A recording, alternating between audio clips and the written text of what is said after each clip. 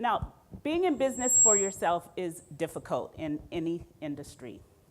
Being in the restaurant industry in Hong Kong is brutal. I've been in this business for over 20 years, and I can tell you guys something that most people in this town don't know about me, and that's that I'm not a trained chef.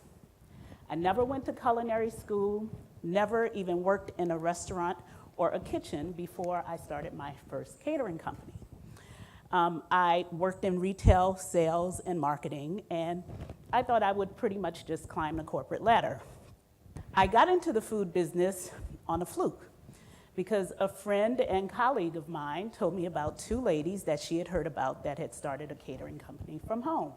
So I thought, well, you know, I'm from Louisiana, I can cook, maybe I can earn a little bit of extra money. I got pots, I got pans, I got fire. So my company could have actually been called Clueless Caterers because honestly, I had no idea what the heck I was doing. But what I did know from sales was that the only two things that people bought were things that made them feel good or things that solved a problem. And so my business plan was pretty much put an ad in the paper and see what happens. So my husband was actually a chef. He worked in a hotel, and his boss, he told his boss that his wife was going to start this catering company. His boss was an expat, had been here for 10 years, married to a local lady, and of course that made him an expert in all things. And so he said, it'll never work. Chinese people don't eat soft-shell crabs. Chinese people don't like spicy food. Chinese people will never eat Cajun food, so you should tell her not to start. Now, I thought, I'm from Louisiana. We eat gator, dude. We will eat anything that we can catch that doesn't eat us first, and then we serve it with rice. So you're telling me that this is not gonna work? So I kind of thought about it, and I thought, okay, I got a tiny kitchen, because that's what I had. I had a small kitchen with 2 burners and a rice cooker in Causeway Bay. I've got a tiny kitchen. I've got no experience, and they're basically telling me it won't work, so let's go for it. So I put an ad in the paper, and the first call I got was not from a customer. The first call I got was from a reporter at the South China Morning Post, and they wanted to do a feature on our new catering company. Now, I was not a company, I was an ad. I did not even have enough pots and pans. I had to actually go out and buy a little bitty microwave-sized oven that sat on top of my fridge, and that was what I baked pies in. It dinged every 60 minutes.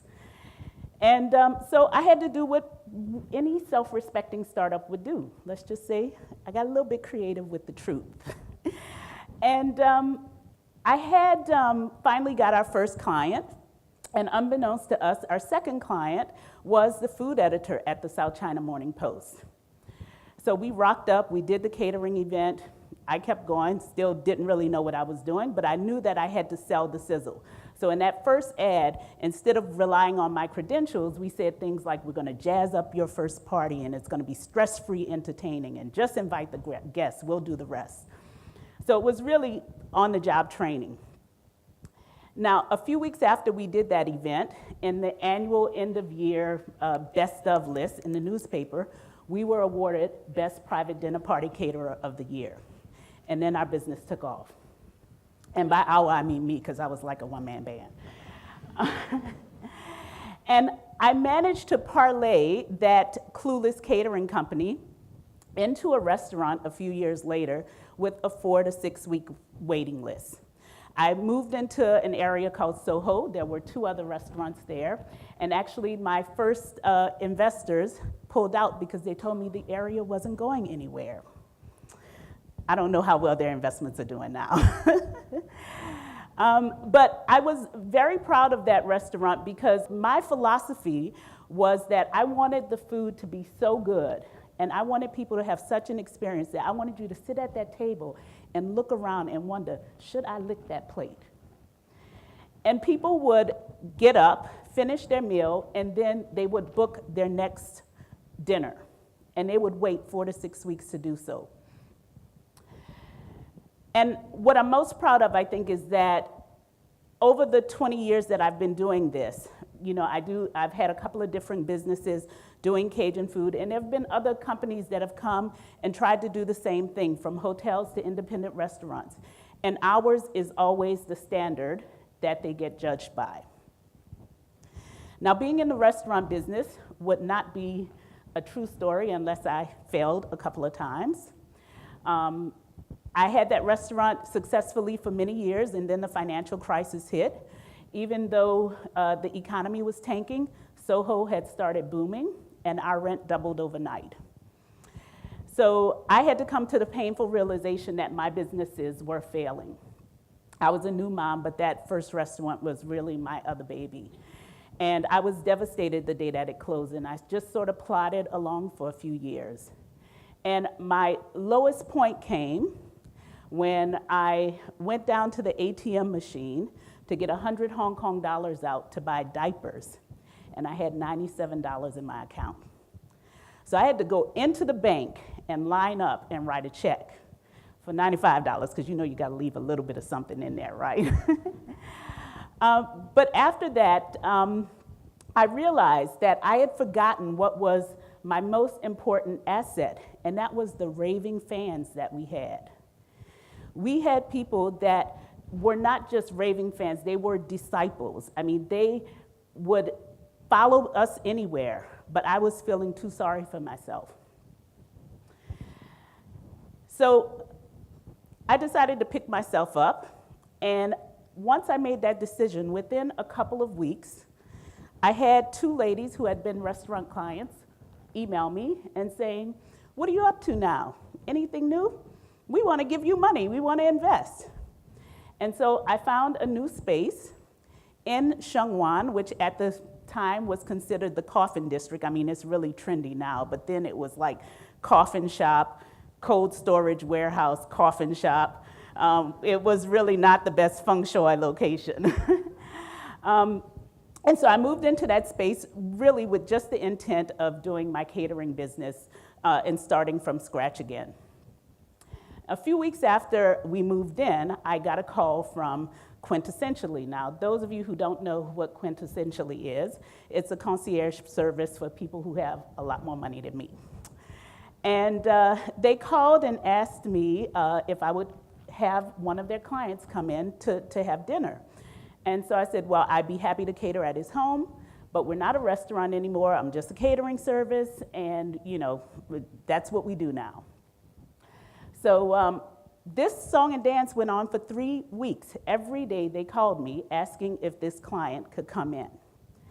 And every day I'd say no. So finally they called and they said, okay, his birthday is tomorrow. He said, name your price. So I thought, all right, let me nip this in the bud. I picked a number out of the sky that I was sure only an idiot would pay. And I said, if he wants to do it, I need the money in my bank account by 3 o'clock. So she said, let me call you back. So she calls me back and she said, okay, he's wiring the money now. Can you tell us what's going to be on the menu? And I said, no, he's got to eat whatever I cook. Now, of course, I couldn't tell them what was going to be on the menu because in the back of my mind, I was thinking, holy crap, I got 20 people coming tomorrow night. What am I going to cook? So that first customer, that first group actually became one of our core client bases. And one of the couples in that group actually flew us to Texas to do their wedding. That's what you call raving fans. Now, that first night set up sort of the philosophy for the business that I ran, my private kitchen Magnolia. And, I know people talk a lot about social media and all of these things that you have to do now, but I really believe that you have to start with the product that you have that's got to be exceptional and the experience that you're giving people surrounding that product. We had no sign. Actually, we still don't have a sign 10 years on. We had no sign outside, so you were likely to get lost. We didn't have a website for about 5 years. We opened 3 nights a week. We had 1 seating. You had to book in advance, you had to pay in advance before you came in, and you didn't know what you were going to eat. There was no menu. And people were prepared to jump through those hoops because even though the venue wasn't fancy, they felt that the value and the experience that they got far outweighed the hoops that they had to jump through to get them. Now, we had quite a few hiccups along the way. One thing that I had to remember was that it was not about me. It was never about me. When you have raving fans, it's not about you. My concept when we decided that we were going to do this 3-night-a-week thing was that I would just rotate the menu and do different dishes that I like. My customers weren't having that. They wanted what they wanted. I remember getting an email from a client telling me how he came and the food was great, but he was so disappointed because his friends had told him about this dish that we cooked that were ribs, and he came all the way for that, and we didn't have them that night. So can you fix that for us, please, Lori? And I thought, okay, all right, we can put that on the menu. And then a few weeks after that, I had a lady that came in. I went up to the room and I said, this is what we're having for dinner, and for dessert, it's going to be a praline sweet potato pie. And she looked at me and she said, excuse me, where's the pecan pie? And I said, well, we don't have that tonight. We've got a praline sweet potato pie and it's got pecans on top. And she said, no, no, no. My friends are here from Singapore. I've been telling them about the pecan pie. You're going to have to go make me one. We'll wait. So in my mind, I was thinking, lady, there are more pies in the world than pecan pie. But outside, I said, okay, we'll go and bake that pie for you. And that client is one that it made her feel so special that we went down and baked that pie for her. So listening to your clients is very important because those two dishes became our signature dishes. And those clients that we went out of our way to really make an effort for, they became our disciples. Now, I know, as I said, people talk about branding, they talk about, social media, but I think what you have to think about when you think about customer experience is, are you being so good that you have become the standard, that you are what people judge others against? And when you think about your clients, are you providing them what they want or what you think they want? One of my favorite quotes is by Disney. Do what you do so well that they'll want to see it again and bring their friends. That is something that I live by because that's the only thing that matters in business, is that you want your clients to bring you more clients.